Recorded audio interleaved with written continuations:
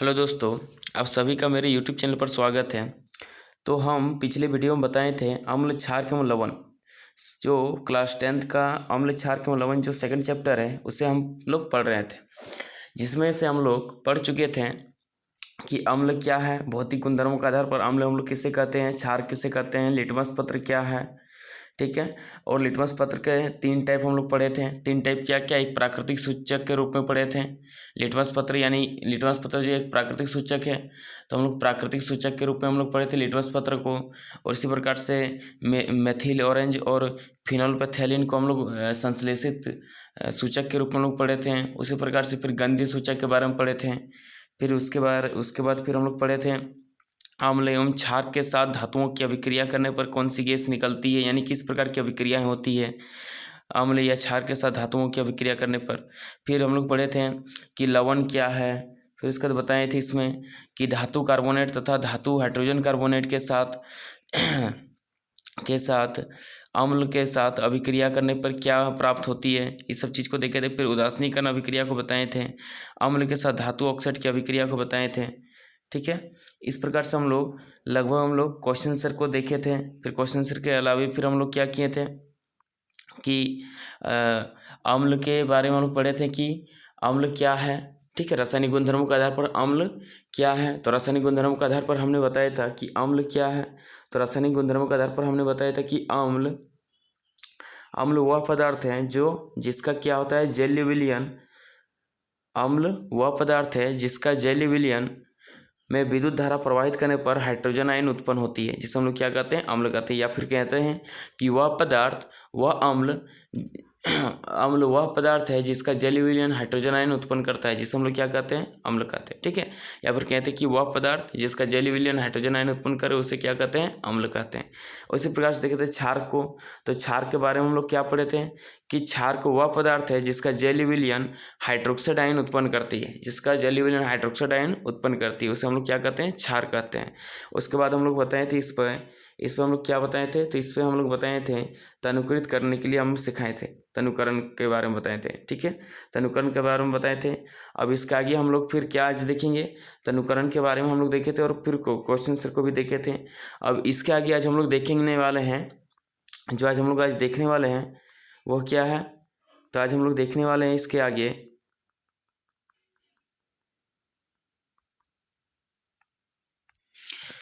तो दोस्तों इसके आगे हम लोग क्या देखेंगे। अब इसके आगे हम लोग देखेंगे कि जैसे हम लोग पिछले क्लास को जो देखे थे अम्ल के बारे में, तो अम्ल के बारे में हम लोग क्या जाने थे कि अम्ल वह पदार्थ होती है जिसका जलीय विलयन में विद्युत धारा प्रवाहित करने पर वह हाइड्रोजन आयन उत्पन्न करती है। और क्षार के बारे में हम बताए थे कि क्षार को वह पदार्थ होती है जिसका जलीय विलयन में विद्युत धारा प्रवाहित करने पर वह हाइड्रोक्साइड आयन उत्पन्न करती है। क्या उत्पन्न करती है, हाइड्रोक्साइड आयन। तो हम लोग हाइड्रोजन आयन और हाइड्रोक्साइड आयन इन दोनों के तुलनात्मक हम लोग यह जान पाते हैं कि कौन सी अम्ल कितने प्रबल है और कौन सी अम्ल कितने दुर्बल है। उसी प्रकार से कौन से क्षार के ज़्यादा प्रबल है और कौन से क्षार के ज़्यादा दुर्बल है, जिसको हम लोग किसके थ्रू जानते हैं, तो हाइड्रोक्साइड आयन की तुलना में करके जानते हैं। तो आइए हम लोग जानते हैं। तो जैसा कि यहाँ देख पा रहे हैं, सबसे पहला आपका आता है कि प्रबल अम्ल। तो प्रबल अम्ल हम लोग किसे कहते हैं, तो प्रबल अम्ल का मतलब है, प्रबल अम्ल हम लोग किसे कहते हैं, तो प्रबल अम्ल किसे कहेंगे, तो वह अम्ल जिसका जलीय विलयन अधिक मात्रा में हाइड्रोजन आयन उत्पन्न करती है। वह अम्ल जिसका जलीय विलयन अधिक मात्रा में हाइड्रोजन आयन उत्पन्न करती हो उसे हम लोग क्या कहते हैं, प्रबल अम्ल। उसे हम लोग क्या कहते हैं, प्रबल अम्ल। जैसे कि आप लोग देख सकते हैं, ये क्या है, हाइड्रोक्लोरिक अम्ल, और यहाँ पर क्या है, सल्फ्यूरिक अम्ल। HCl का मतलब हुआ हाइड्रोक्लोरिक अम्ल और H2SO4 का मतलब हुआ सल्फ्यूरिक अम्ल। तो ये दोनों क्या है, प्रबल अम्ल है। ये दोनों प्रबल अम्ल के उदाहरण हैं। उसके बाद हम लोग क्या देखेंगे, तो उसके बाद है दुर्बल अम्ल। तो जस्ट उसका उल्टा दुर्बल अम्ल। दुर्बल अम्ल क्या है, तो दुर्बल अम्ल हम लोग कहेंगे कि वह अम्ल जिसका जलीय विलयन कम मात्रा में हाइड्रोजन आयन उत्पन्न करे। वह अम्ल जिसका जलीय विलयन कम मात्रा में हाइड्रोजन आयन उत्पन्न करे उसे दुर्बल अम्ल कहते हैं। जैसे कि यहाँ देख सकते हैं नाइट्रिक अम्ल, फिर क्या है एसिटिक अम्ल। नाइट्रिक अम्ल और एसिटिक अम्ल, नाइट्रिक अम्ल का सूत्र क्या है HNO3 और एसिटिक अम्ल का सूत्र क्या है CH3COOH। ठीक है, इस प्रकार से है। इसके बाद हम लोग क्या देखेंगे परबल अम्ल, परबल क्षारक। तो परबल क्षारक क्या है, तो परबल क्षारक का मतलब होता है कि वह क्षारक जिसका जलीय विलयन अधिक मात्रा में हाइड्रोक्साइड आयन उत्पन्न करती हो। क्या कह रहे हैं, वह क्षारक जिसका जलीय विलयन अधिक मात्रा में हाइड्रोक्साइड आयन उत्पन्न करती हो उसे हम लोग क्या कहते हैं परबल क्षारक। जैसे आप देख सकते हैं यहाँ पर सोडियम हाइड्रोक्साइड, फिर यहाँ पर कैल्शियम हाइड्रोक्साइड, फिर पोटेशियम हाइड्रोक्साइड, ये तीनों ही क्या है परबल क्षारक के उदाहरण हैं। इसके आगे क्या है, तो इसके आगे आपका है, इसके आगे अगर देखा जाए तो इसके आगे आपका क्या है दुर्बल क्षारक। तो दुर्बल क्षारक किसे कहते हैं, तो दुर्बल क्षारक का मतलब होता है कि ऐसे क्षारक जो कम मात्रा में, ऐसे क्षारक जिसका जलीय विलयन कम मात्रा में हाइड्रोक्साइड आयन उत्पन्न करती है उसे दुर्बल क्षारक कहते हैं। वह क्षारक जिसका जलीय विलयन कम मात्रा में हाइड्रोक्साइड आयन उत्पन्न करती हो उसे हम लोग क्या कहते हैं परबल क्षारक कहते हैं। जैसे कि आप देख सकते हैं दुर्बल क्षारक कहते हैं। जैसे कि आप लोग देख सकते हैं मैग्नीशियम हाइड्रोक्साइड, फिर उसी प्रकार से अमोनियम हाइड्रोक्साइड, ये दोनों क्या है दुर्बल अम्ल के उदाहरण हैं। तो आइए इसके यहाँ तक हम लोगों ने समझा, आइए इसके आगे देखते हैं इसके आगे क्या है। ठीक है, तो हम लोग यहाँ क्या पढ़ा इसमें, सबसे पहले परबल अम्ल। तो परबल अम्ल या दुर्बल अम्ल या परबल क्षारक या दुर्बल क्षारक का जो निर्धारण कर उसमें हम लोग किसके थ्रू कर रहे हैं आयंस के थ्रू कर रहे हैं। एक अम्ल में अगर देखा जाए कि कौन परबल या कौन कमजोर है तो उसको हम लोग क्या देखते हैं कि वैसे अम्ल जिसमें हाइड्रोजन आयन की संख्या ज़्यादा हो यानी कि मात्रा ज़्यादा हो तो उसको हम लोग क्या बोल देते हैं परबल अम्ल, और जिसमें हाइड्रोजन आयन की सांद्रता कम हो उसको क्या बोल देते हैं हम लोग दुर्बल अम्ल। उसी प्रकार से क्षारक में भी देखा जाता है कि यदि क्षारक में हाइड्रोक्साइड आयन की मात्रा अधिक है तो उसको कहते हैं परबल क्षारक, और यदि देखते हैं क्षारक में हाइड्रोक्साइड आयन की मात्रा यदि कम है तो उसको कहते हैं हम लोग दुर्बल क्षारक। ठीक है, तो अब इसके आगे हम लोग देखते हैं इसके आगे हम लोग देखते हैं तो इसका आगे क्या है देखिए, इसके आगे पीएच स्केल। इसका पीएच स्केल का मतलब क्या है ध्यान दीजिए, पीएच स्केल हम लोग किसे कहते हैं, तो पीएच स्केल का मतलब है कि पीएच स्केल कुछ नहीं है, पीएच स्केल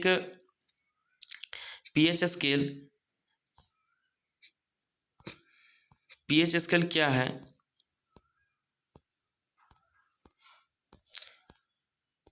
तो पीएच स्केल एक जो है पीएच स्केल एक किसी जितने भी दुनिया में जितने भी प्रकार के हम लोग विलयन देखते हैं, जितने भी प्रकार के हम लोग विलयन को देखते हैं उसमें उपस्थित हाइड्रोजन आयन की सांद्रता को ज्ञात करने के लिए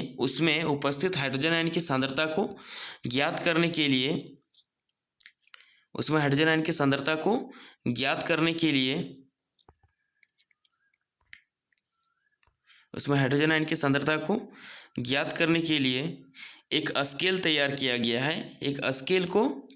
गया है, जिसे हम लोग क्या कहते हैं पीएच स्केल कहते हैं। जैसा कि हमने देखिए यहाँ पर हम लिए हैं एक पीएच स्केल, अब जैसे कि यहाँ देख सकते हैं इस प्रकार की यहाँ पर एक, इसके थ्रू आप समझ सकते हैं पीएच स्केल क्या है। तो पीएच स्केल क्या है, तो क्या बताएं कि किसी भी विलयन में उपस्थित हाइड्रोजन आयन की सांद्रता को ज्ञात करने के लिए एक स्केल विकसित किया गया है जिसे हम लोग क्या कहते हैं पीएच स्केल कहते हैं। जैसा कि आप देख रहे हैं पीएच स्केल। ठीक है, तो पीएच स्केल जो है पीएच स्केल की अगर प्रास की बात करें यानी पीएच स्केल के रेंज की बात करें तो पीएच स्केल की रेंज 0 से 14 तक का होता है। कितना से होता है 0 से 14 तक होता है। ठीक है, इसका पीएच का मान यदि 7 के बराबर हो तो वह विलयन उदासीन होता है। इसका पीएच का मान यदि 7 के बराबर हो तो वह विलयन क्या होता है उदासीन होता है। और 7 से जितनी भी कम होती है, 7 से जितना अधिक कम होगा वह उतना ही अधिक अम्लीय प्रकृति की होती है, और विलयन 7 से जितना अधिक होगा वह उतना ही अधिक क्षारक प्रकृति का होता है।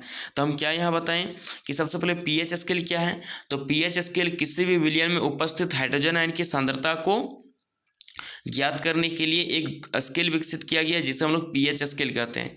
इसका प्रास की यानी इसका रेंज की बात करें तो इसका रेंज होता है 0 से लेकर के 14 तक के बीच का होता है, ठीक है। और इसके बीच में जो 7 होता है, ई 7 पीएच मान जिसका भी होता है, जिस भी विलियन का मान 7 होता है वह विलियन उदासीन विलियन कहलाता है। अगर 7 से कम होता है, अगर किसी विलियन का पीएच मान अगर 7 से कम होगा तो उस विलियन को हम लोग कहते हैं अम्ल विलियन। और अगर किसी विलियन का मान किसी विलियन में पीएच का मान 7 से अधिक होगा यानी कि 7 से बड़ा होगा, 7 से 14 के बीच में होगा, तो उसको हम लोग क्या कहते हैं, क्षारक विलियन, ठीक है। तो यहाँ हम लोग क्या क्या समझें, यहाँ पर सबसे पहले पीएच स्केल के बारे में समझें कि पीएच स्केल क्या है। यह किसी विलियन में उपस्थित हाइड्रोजन आयन की सांद्रता को ज्ञात करने के लिए एक तैयार किया गया स्केल है जिसे हम लोग क्या कहते हैं, पीएच स्केल कहते हैं। इसका अगर रेंज की बात करें तो इसका रेंज होता है 0 से 14 के बीच। इसका पीएच का मान यदि 7 के बराबर हो तो विलियन उदासीन होता है, पीएच का मान यदि 7 से कम हो तो विलियन अम्लीय होता है, और पीएच का मान यदि 7 से अधिक हो तो उसे क्या कहते हैं, विलियन को क्षारक विलियन कहते हैं। उस विलियन को क्या कहते हैं, क्षारक विलियन, ठीक है। यहाँ तक किसी प्रकार की किसी को दिक्कत नहीं होना चाहिए।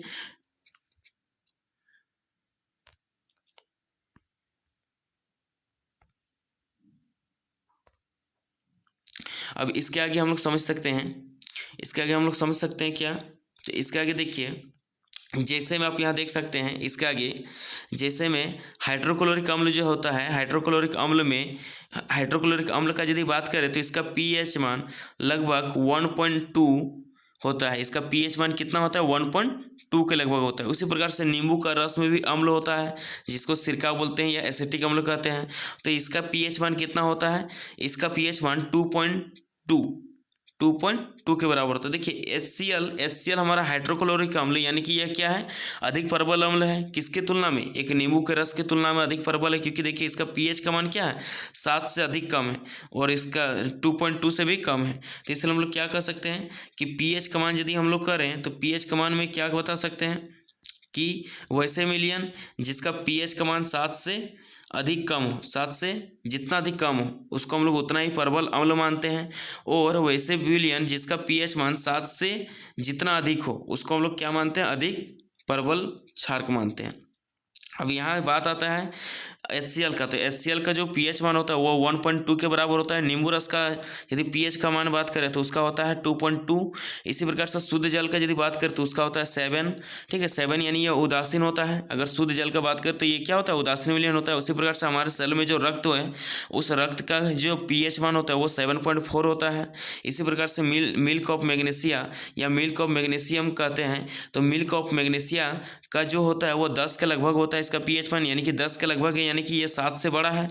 और 7 से बड़ा है तो इसको हम लोग क्या कहेंगे, 7 से बड़ा, इसका मतलब इसको हम लोग क्या कहेंगे, मिल्क ऑफ मैग्नीशिया, मतलब ये इसका मतलब हो जाता है यह क्षारक है। इसी प्रकार से सोडियम हाइड्रोक्साइड, तो सोडियम हाइड्रोक्साइड का पीएच मान कितना होता है, ये 14 के लगभग होता है, यानी कि यह सबसे अधिक क्षारकीय होता है और ये एक प्रबल क्षारक की भांति है, ठीक है।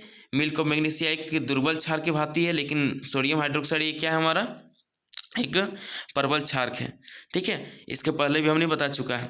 और हमारे हम लोग जो मनुष्य हैं, हम सब मनुष्यों को जीवित रहने के लिए हमारे शरीर का जो पीएच मान है वो 7 से लेकर के 7.8 के बीच का होना चाहिए, यानी कि 7 से लेकर के 7.8 के बीच पीएच मान हमारा शरीर का होना चाहिए। अगर इतना रहेगा तो ही हमारा शरीर जीवित रह सकता है। अगर इसके अलावे वो अगर कम भी हो जाए तो भी हमारे शरीर के लिए वो खतरा है, और अगर अधिक हो जाती है 7.8 से अगर अधिक हो जाती है तो भी हमारे शरीर के लिए खतरा है, ठीक है।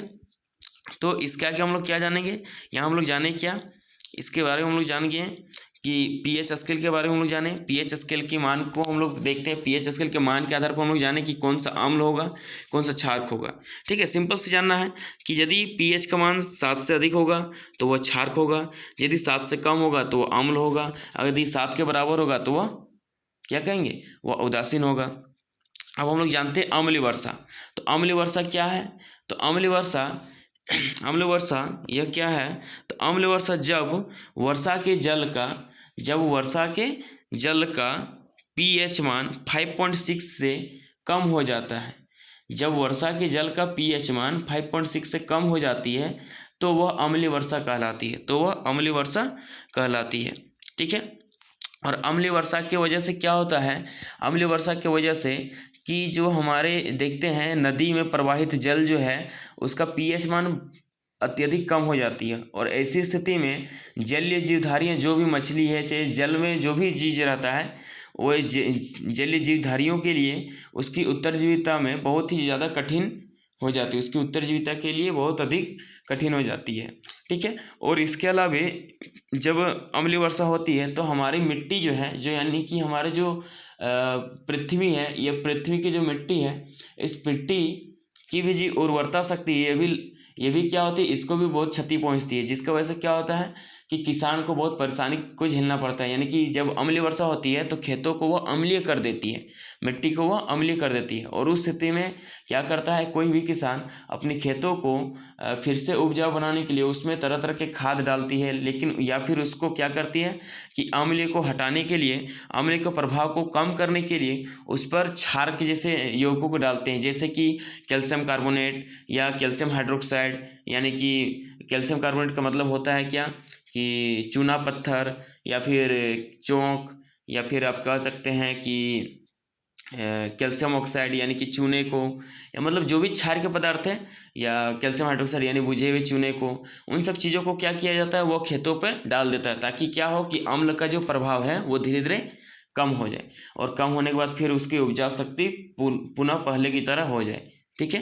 तो इस प्रकार से किसानों के लिए भी ये एक तरह से बहुत ही हानि पहुंचाती है। कौन? ये जो अम्लीय वर्षा होती है, जिसकी वजह से उसको हानि पहुंचता है किसी भी किसान को।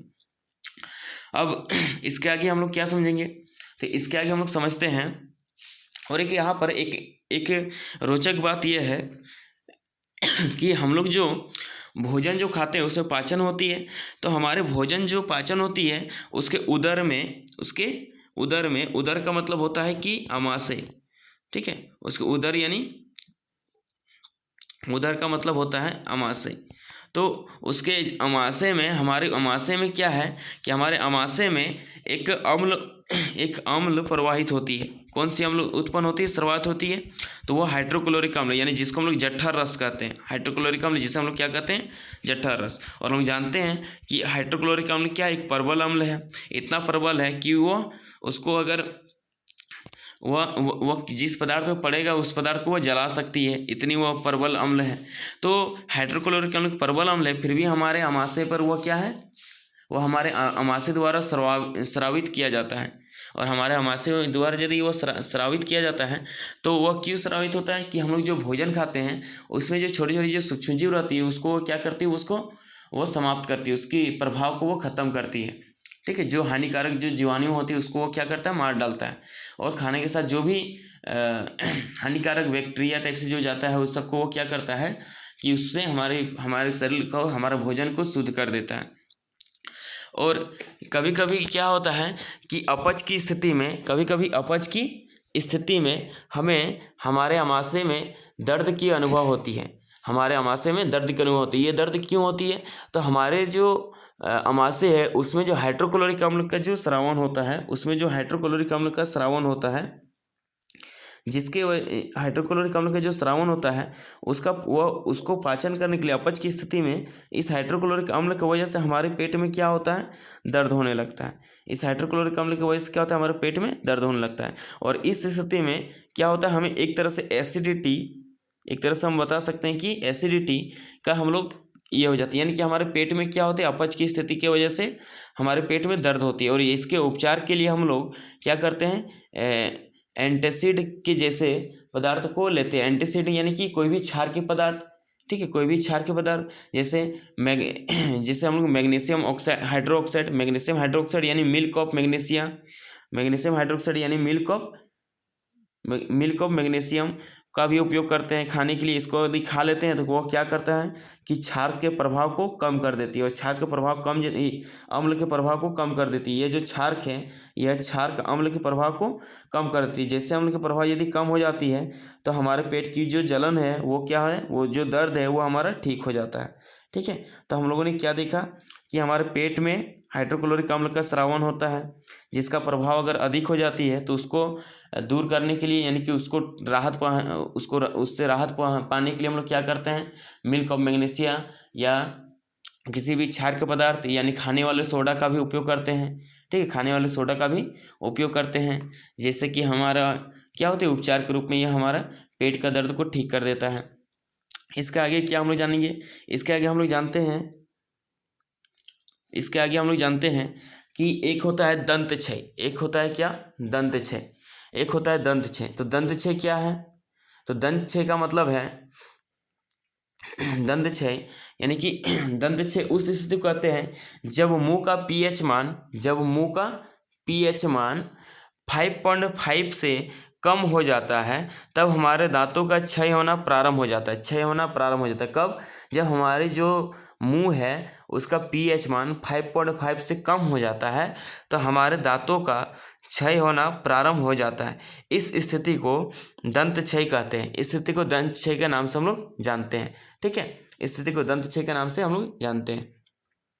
अब इसमें देखिए हम लोग यहाँ नीचे में हम कुछ क्या किए हैं, कुछ प्राकृतिक अम्लों का नाम लिखे, कुछ प्राकृतिक अम्ल का नाम लिखे। जैसे कि देखिए ये हमारा सिरका है, तो सिरके में कौन सा अम्ल पाया जाता है, तो सिरके में हमारा एसिटिक अम्ल पाया जाता है। सिरके में हमारा कौन सा अम्ल पाया जाता है, एसिटिक अम्ल। उसी प्रकार से संतरा है, तो संतरा में कौन सा अम्ल पाया जाता है, सिट्रिक अम्ल। इसी प्रकार से इमली है, तो इमली में कौन सा अम्ल पाया जाता है, टार्ट्रिक अम्ल। इसी प्रकार से टमाटर है, तो टमाटर में ऑक्जेलिक अम्ल। इसी प्रकार से खट्टा दूध है, तो खट्टा दूध यानी दही, तो दही में कौन सा अम्ल पाया जाता है, लैक्टिक अम्ल। इसी प्रकार से नींबू है, तो नींबू में कौन सा अम्ल, सिट्रिक अम्ल। इसी प्रकार से फिर चींटी का डंक है, तो चींटी का डंक में कौन सा अम्ल पाया जाता है, मेथेनोइक अम्ल। चींटी के डंक में कौन सा अम्ल पाया जाता है, मेथेनिक अम्ल। इसी प्रकार से क्या है, इसका आगे हमारा क्या है, तो इसका आगे हमारा नेटल का डंक। नेटल का डंक क्या है, तो नेटल का डंक यानी कि नेटल एक प्रकार का एक पौधा होता है। नेटल एक प्रकार का कांटेदार पौधा होता है, जिसमें क्या होता है, जिसमें मेथेनोइक अम्ल होता है। वो भी चूहने से हमें बहुत ज़्यादा जलन होती है। जिस प्रकार से चींटी के डंक से हमें जलन होती है, दर्द होती है, उसी प्रकार से नेटल के डंक से भी हमें क्या होती है, जलन होती है, क्योंकि इसमें भी मेथेनोइक अम्ल ही पाया जाता है। मेथेनोइक अम्ल या फॉर्मिक अम्ल।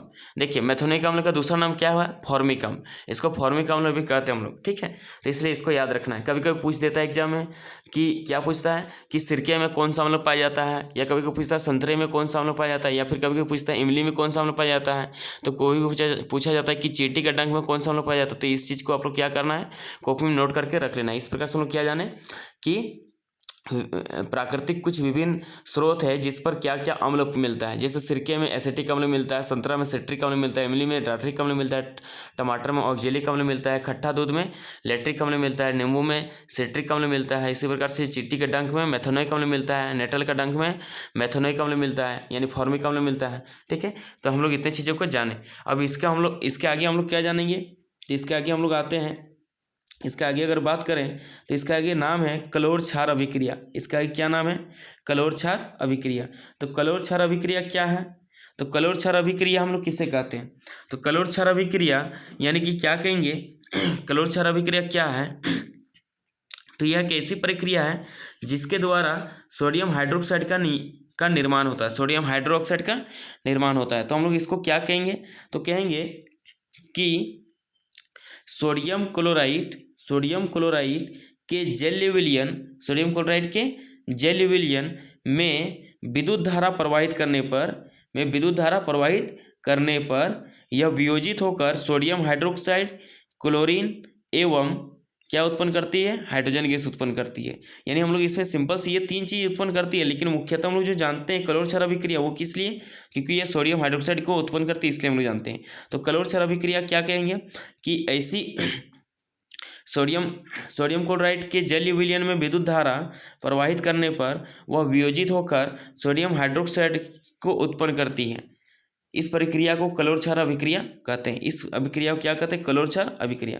और कलोर क्षार अभिक्रिया के द्वारा उत्पन्न जितने भी पदार्थ हैं, यानी 3 पदार्थ उत्पन्न हो रही है, इन तीनों ही पदार्थ क्या क्या उत्पन्न हो रही है, सोडियम हाइड्रोक्साइड, क्लोरीन और हाइड्रोजन गैस। इन तीनों ही पदार्थ को अगर बात करें तो ये तीनों ही पदार्थ काफ़ी उपयोगी होती है। जैसे कि कलोर क्षार अभिक्रिया में उत्पन्न हाइड्रोजन गैस का अगर बात करें तो ये हाइड्रोजन गैस कैथोड पे निकलती है, ठीक है, क्योंकि देखिए विद्युत धारा प्रवाहित कर रहे हैं, यानी कि इसमें हम लोग क्या कर रहे हैं, विद्युत अपघटन प्रक्रिया कर रहे हैं। और विद्युत अपघटन में हम लोग क्या जानते हैं कि एक कैथोड होता है, एक एनोड होता है। ठीक है, तो कैथोड में कौन सा गैस उत्पन्न होती है, हाइड्रोजन। और हाइड्रोजन गैस का उपयोग हम लोग कहाँ करते हैं, तो ईंधन के रूप में करते हैं।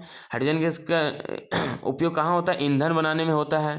फिर मार्गरीन और स्वाद के लिए अमोनिया बनाने में होता है। और फिर क्या करते हैं, हाइड्रोक्लोरिक अम्ल को बनाने में करते हैं, जो इस्पात की सफाई, अमोनिया क्लोराइड एवं अशुद्धियाँ एवं सौंदर्य की प्रसाधन यानी कि सौंदर्य की सामानों को निर्मित करने में इसका उपयोग होता है। किसका, इस निर्मित हाइड्रोजन गैस का।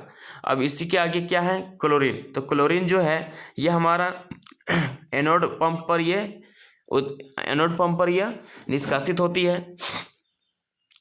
जो क्लोर क्षार अभिक्रिया होती है जिसमें हम लोग विद्युत अपघटन करते हैं, उसमें क्या है, एनोड पंप पर क्या होती है, क्लोरीन गैस उत्पन्न होती है। जिसका उपयोग क्या है, तो उसका उपयोग जल की स्वच्छता, स्विमिंग पूल, पीवीसी, रोगाणुनाशक, सीएफसी और कीटनाशक, इस प्रकार की जो इतने प्रकार के पदार्थों को निर्माण में इस क्लोरीन गैस का उपयोग हम लोग करते हैं। और जल की स्वच्छता में किस प्रकार, तो जल की स्वच्छता यानी कि विरंजक चूर्ण का निर्माण करते हैं तो हमें विरंजक चूर्ण का निर्माण यदि करते हैं तो हमें इस क्लोरीन गैस का उपयोग करते हैं हम लोग। ठीक है, आगे पढ़ेंगे, इसके आगे हम लोग भी पढ़ेंगे कि विरंजक चूर्ण का जब निर्माण करेंगे तो इस क्लोरीन गैस को कैसे हम लोग उपयोग करते हैं। उसके आगे क्या है, फिर सोडियम हाइड्रोक्साइड। तो सोडियम हाइड्रोक्साइड क्या है, तो सोडियम हाइड्रोक्साइड का जो उपयोग है, इस सोडियम हाइड्रोक्साइड का उपयोग क्या क्या है, तो सोडियम हाइड्रोक्साइड का उपयोग हम लोग क्या करते हैं, तो सोडियम हाइड्रोक्साइड का उपयोग हम लोग यदि कहा जाए तो सोडियम हाइड्रोक्साइड का उपयोग हम लोग धातुओं से ग्रीज हटाने में करते हैं।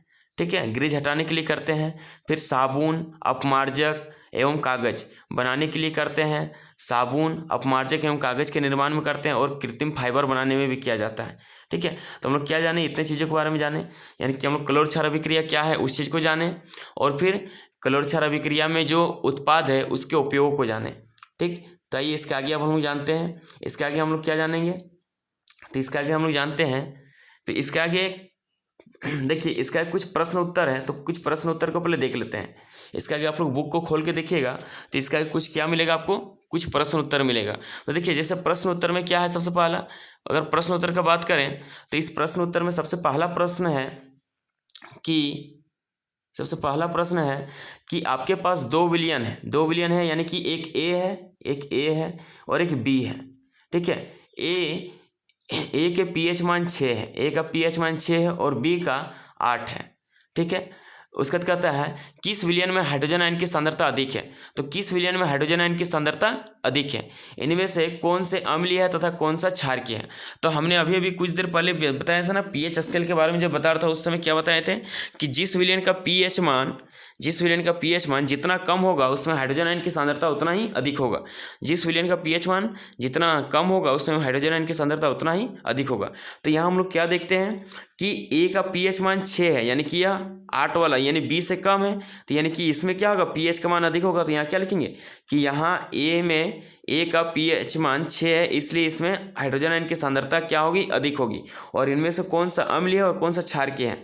तो अम्लीय और क्षार के विषय में हमने क्या बताया था कि अम्ल हम लोग उस पदार्थ को कहते हैं जिसका जैव विलयन या जिसका पीएच मान 7 से छोटा हो। 7 से छोटा जिसका हो उसको हम लोग क्या कहते हैं, अम्ल, और 7 से बड़ा जिसका उसको क्या कहते हैं हम लोग, क्षार। तो यहाँ अम्ल कौन है, तो ए हमारा यहाँ पर अम्ल है और बी हमारा क्षारक है। तो इसका आंसर में क्या लिखेंगे कि ए में हाइड्रोजन आयन की सांद्रता अधिक है तथा ए अम्ल है और बी क्षारक है। ठीक है, बस इतना ही लिखना है।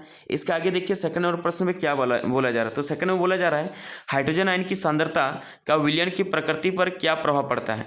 तो हाइड्रोजन आयन यदि किसी भी विलयन में यदि हाइड्रोजन आयन होती है तो उसको हम लोग क्या बोलते हैं, अम्ल कहते हैं। तो क्या प्रकृति पे इसका प्रभाव पड़ेगा, तो अम्लीय प्रभाव पड़ेगा। तो इसमें क्या लिखेंगे कि हाइड्रोजन आयन की सांद्रता का विलयन की प्रकृति पर अम्लीय प्रभाव पड़ता है। इसका आंसर में क्या आ जाएगा, अम्लीय प्रभाव पड़ता है। इसी प्रकार से देखिए इसके बाद वाला प्रश्न में क्या है, क्या क्षार के विलयन में हाइड्रोजन आयन होते हैं, अगर हाँ तो ये क्षार के क्यों होते हैं। क्या क्षार के विलयन में हाइड्रोजन आयन होते हैं, यदि हाँ तो यह क्षारक क्यों होते हैं? तो इसका आंसर क्या होगा कि हाँ हाँ क्षारक विलयन में हाइड्रोजन आयन होते हैं, परंतु अम्ल विलयन की तुलना में कम मात्रा में होती है। परंतु अम्ल विलयन की मात्रा में क्या होती है? कम मात्रा में होती है हाइड्रोजन आयन। किसमें? क्षारक में। इसके बाद क्या है 4 नंबर क्वेश्चन देखिए। तो 4 नंबर में क्या है कि कोई किसान खेत की मृदा की किस परिस्थिति में बिना बुझा हुआ चूना यानी कैल्शियम ऑक्साइड और बुझा हुआ चूना यानी कैल्शियम हाइड्रोक्साइड या चौक यानी कैल्शियम कार्बोनेट का उपयोग करेगा? तो हमने अभी भी बताया था ना अम्लीय वर्षा के बारे में कि जब किसी किसान का खेत यदि अम्लीय वर्षा होती है तो उसकी खेत की जो उपजाऊ शक्ति है यानी उर्वरकता शक्ति है वो जब समाप्त हो जाती है, तो उस स्थिति से निजात पाने के लिए क्या करता है वह किसान अपने खेतों में बुझा हुआ चूना या बिना बुझा हुआ चूना या फिर चौक का उपयोग करता है। ठीक है, आइए इसके बाद हम लोग देखते हैं आगे। तो इसके आगे क्या है? विरंजक चूर्ण। देखिए तो आगे क्या है? विरंजक चूर्ण। तो विरंजक चूर्ण क्या है? तो विरंजक चूर्ण का मतलब क्या होता है? देखिए विरंजक चूर्ण क्या है इसके बारे में हम लोग जानते हैं। तो विरंजक चूर्ण यानी जिसको हम लोग क्या कहते हैं, इसका और एक नाम है ब्लीचिंग पाउडर। इसी को हम लोग क्या बोलते हैं? Bleaching powder. तो विरंजक चूर्ण क्या है? तो विरंजक चूर्ण का निर्माण सबसे पहले हम लोग जानेंगे ना विरंजक चूर्ण का निर्माण कैसे किया जाता है। तो विरंजक चूर्ण का निर्माण जब शुष्क बुझे हुए चूने पर ये जो हमारा कैल्शियम हाइड्रोक्साइड जो सूत्र है ये किसका है? बुझा हुआ चूना का। तो जब शुष्क बुझे हुए चूने पर क्लोरीन गैस को प्रवाहित किया जाता है तो विरंजक चूर्ण का निर्माण होता है। विरंजक चूर्ण का सूत्र यहाँ पर क्या है? तो कैल्शियम ऑक्सीक्लोराइड। ये देखिए CaOCl2 ये सूत्र किसका है? तो ये सूत्र आपका विरंजक चूर्ण का सूत्र है। ये सूत्र किसका है? विरंजक चूर्ण का सूत्र है। ठीक है, तो यहाँ पर हम क्या कहेंगे कि विरंजक चूर्ण का निर्माण कैसे होता है? तो जब शुष्क बुझे हुए चूने में क्लोरीन गैस को प्रवाहित किया जाता है तो विरंजक चूर्ण का निर्माण होता है। अगर इसका रासायनिक सूत्र का बात करें तो इसका रासायनिक सूत्र क्या होता है? इसका रासायनिक सूत्र होता है कैल्शियम, देखिए CaOCl2। और इसका रासायनिक नाम अगर कहा है तो कैल्शियम ऑक्सीक्लोराइड। और इसका उपयोग की यदि बात करें विरंजक चूर्ण का उपयोग हम लोग कहाँ करते हैं? तो विरंजक चूर्ण का उपयोग हम लोग जल की स्वच्छता के लिए करते हैं, कपड़ों के विरंजन करने के लिए करते हैं, करने के लिए करते हैं। उसके बाद कागज़ के निर्माण में भी करते हैं। इसका उपयोग कहाँ करते हैं? कागज़ का निर्माण में भी करते हैं। अब इसके आगे क्या है? ठीक है, तो हम लोग क्या जाने? विरंजक चूर्ण का निर्माण, रासायनिक सूत्र, रासायनिक नाम और इसका उपयोग जाने। अब इसके आगे हम लोग क्या जानेंगे? तो इसके आगे हम लोग जानते हैं बेकिंग सोडा। इसके आगे क्या जानेंगे? Baking soda. तो बेकिंग सोडा क्या है? तो बेकिंग सोडा का निर्माण हम लोग जानेंगे, फिर बेकिंग सोडा का रासायनिक सूत्र जानेंगे और बेकिंग सोडा का नाम और बेकिंग सोडा का उपयोग जानेंगे। तो सबसे पहले बात आता है बेकिंग सोडा का निर्माण। तो बेकिंग सोडा का निर्माण कैसे किया जाता है? तो जब सोडियम क्लोराइड के जलीय विलयन में कार्बन डाइऑक्साइड गैस और अमोनिया गैस को मिलाया जाता है। क्या क्या मिलाया जाता है? जब सोडियम क्लोराइड के जलीय विलयन में कार्बन डाइऑक्साइड और अमोनिया को मिलाया जाता है तो बेकिंग सोडा का निर्माण होता है, यानी खाने वाला सोडा का निर्माण होता है। बेकिंग सोडा को खाने वाला सोडा भी कहा जाता है। तो बेकिंग सोडा का निर्माण होता है। क्या कहें कि सोडियम क्लोराइड के जलीय विलयन में कार्बन डाइऑक्साइड एवं अमोनिया गैस के साथ अभिक्रिया करने पर बेकिंग सोडा का निर्माण होता है। बेकिंग सोडा का निर्माण होता है। इसका रासायनिक सूत्र क्या है? तो NaHCO3। ठीक है, जिसका रासायनिक नाम क्या है? तो सोडियम बाइकार्बोनेट या सोडियम हाइड्रोजन कार्बोनेट। बाइकार्बोनेट को ही हम लोग क्या बोलते हैं? Hydrogen carbonate. ठीक है, इसका उपयोग की यदि बात करें कि इस बेकिंग सोडा का उपयोग हम लोग कहाँ कहाँ करते हैं, तो अभी कुछ देर पहले हमने बताया था कि जब पेट की अम्लता अधिक हो जाती है यानी अपच की स्थिति में हम लोग क्या करते हैं? बेकिंग सोडा का भी उपयोग कर लेते हैं। ठीक है, बेकिंग सोडा का भी हम लोग उपयोग कर लेते हैं, तो पेट की अम्लता को दूर करने के लिए भी करते हैं। इसके अलावा पाव रोटी या केक को मुलायम एवं उसमें तथा उस पर स्पंजी उत्पन्न करने के लिए भी हम लोग क्या करते हैं? बेकिंग सोडा का उपयोग करते हैं। आग बुझाने वाले यंत्र यानी कि अग्निशामक में हम लोग उपयोग करते हैं। ठीक है, और फिर बेकिंग पाउडर का निर्माण में भी करते हैं। बेकिंग पाउडर बनाने में, तो बेकिंग पाउडर कैसे बनाया जाता है? सिर्फ इस बेकिंग सोडा को गर्म करने पर, जल या किसी हाइड्रोजन के साथ इसको गर्म कर देने पर ही क्या बन जाता है? बेकिंग पाउडर बन जाता है। ठीक है, आइए इसके आगे हम लोग देखते हैं। इसके आगे क्या है? तो देखिए इसके आगे धावन सोडा। इसके आगे जानते हैं हम लोग धावन सोडा। तो धावन सोडा क्या है? तो धावन सोडा का मतलब है धोने वाला सोडा, धावन सोडा को हम लोग क्या बोलते हैं, धोने वाला सोडा। तो धावन सोडा का निर्माण कैसे होता है, तो धावन सोडा का निर्माण जब धावन सोडा का निर्माण में क्या हम लोग जानते हैं कि सोडियम कार्बोनेट के क्रिस्टलीकरण से धोने का सोडा का निर्माण होता है। क्या कहें कि सोडियम कार्बोनेट के क्रिस्टलीकरण किस प्रक्रिया को कहते हैं, जिसमें हम लोग जल को मिलाते हैं। क्रिस्टलीकरण की प्रक्रिया के द्वारा क्या होता है, धोने वाले सोडा का निर्माण होता है। धोने वाले सोडा का सूत्र क्या होता है, तो Na2CO3 और 10H2O, यानी कि इसका क्या सूत्र होता है, Na2CO3 10H2O, ठीक है। और इसका अगर रासायनिक नाम का अगर बात करें तो इसका रासायनिक नाम क्या है, तो सोडियम कार्बोनेट डेकाहाइड्रेट। इसका रासायनिक नाम क्या है, सोडियम कार्बोनेट, इसका रासायनिक नाम सोडियम कार्बोनेट डेकाहाइड्रेट, ठीक है। और इसका उपयोग हम लोग कहाँ करते हैं, तो धावन सोडा का उपयोग हम लोग कांच, साबुन या कागज़ के निर्माण में करते हैं, फिर बोरेक्स के निर्माण में करते हैं, फिर घरों की साफ सफाई में करते हैं, फिर जल की अस्थायी कठोरता को दूर करने में करते हैं, ठीक है। कहाँ कहाँ करते हैं धावन सोडा का उपयोग, कांच, साबुन एवं कागज़ के निर्माण में, फिर बोरेक्स के निर्माण में, फिर घरों की साफ सफाई में, फिर जल की अस्थायी कठोरता को दूर करने में, ठीक है। आइए इसके आगे हम लोग देखते हैं, इसके आगे क्या है, प्लास्टर ऑफ पेरिस। इसका आगे क्या है, plaster of Paris. Plaster of Paris को जानने से पहले हम लोग जान लेते हैं कि एक पदार्थ होता है जिप्सम, एक होता है जिप्सम, जिसका सूत्र क्या होता है, ये जो देख रहे हैं यहाँ पर CaSO4 2H2O, ये किसका सूत्र है, जिप्सम का। तो प्लास्टर ऑफ पेरिस का निर्माण कैसे होता है, तो जब जिप्सम को 373 केल्विन जब जिप्सम को 373 केल्विन के ताप पर गर्म करते हैं,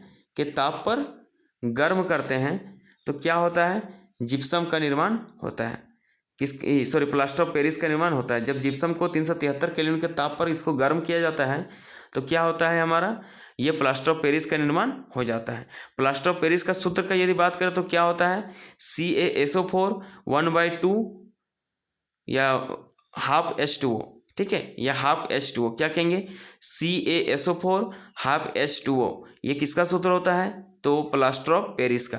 प्लास्टर ऑफ पेरिस का रासायनिक नाम क्या होता है, तो कैल्शियम सल्फेट अर्धहाइड्रेट, कैल्शियम सल्फेट अर्धहाइड्रेट या कैल्शियम सल्फेट हेमीहाइड्रेट, इसको हेमीहाइड्रेट भी कहते हैं हम लोग।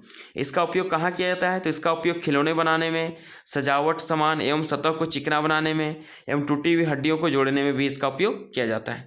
तो हम लोगों ने इस प्रकार से हम लोग क्या देखे हैं, आज हम लोग सभी चीज़ को देख लिए, क्या क्या मतलब सेकंड चैप्टर को लगभग हमने कंप्लीट कर लिया, क्या क्या क्या हुआ। प्लास्टर ऑफ पेरिस का निर्माण में भी हम लोग देखें क्या होता है, जब जिप्सम को 373 केल्विन, यहाँ 373 केल्विन होगा, 373 केल्विन के ताप पर गर्म किया जाता है तो प्लास्टर ऑफ पेरिस का निर्माण हो जाता है। और यहाँ जो आप देखते हैं, इस चीज़ को ध्यान दीजिए, यहाँ जो आप देख रहे हैं, यहाँ आप जैसा कि देख पा रहे होंगे,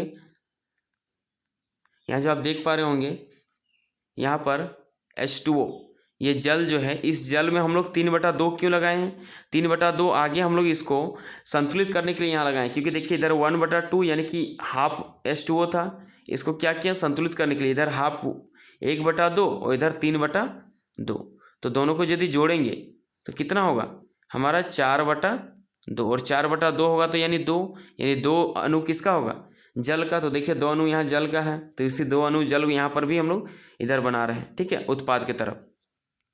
अब हम लोग आइए कुछ प्रश्न उत्तर देख लेते हैं, ठीक है, बुक वाले जो प्रश्न उत्तर है उन सबको देख लेते हैं, और इसके आगे हम लोग नेक्स्ट क्लास को पढ़ेंगे। इसके आगे जो प्रश्न उत्तर जो छूटेगा उसको हम लोग क्या करेंगे, नेक्स्ट क्लास में और एक वीडियो के थ्रू उसको हम लोग अपलोड कर देंगे, यानी कि एक इसके पहले हमने वीडियो अपलोड किया उसको भी आप लोग अच्छे से देख लीजिएगा, ताकि आप लोग को ये जो वीडियो है ये वीडियो पूरी अच्छी तरह समझ में आ जाए।